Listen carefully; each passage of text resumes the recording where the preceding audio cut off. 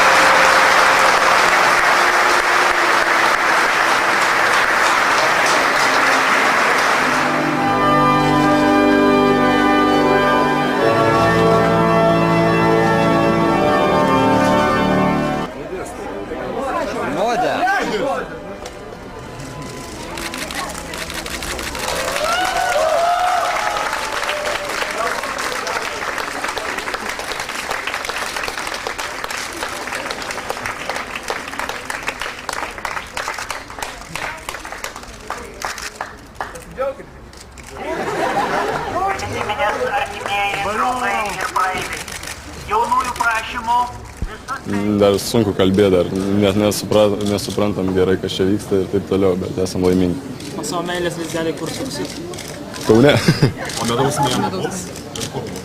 Palangoje rinktinės stovykloje. Tai žmona nepyksta, kad negalėsit kažkur išvažiuoti? Ne, nepyksta. Lenkija gal kartu? Turbūt. Reikia patekti dar į Lenkiją. Po ceremonijos bažnyčioje pora savo santuoką dar įregistravo Kauno Rotušėje. Kalniečio žmona po vestuvių pasirinko vyro pavardę ir tapo Kalnietė. Vytautas Mikaitis, Basket News LT.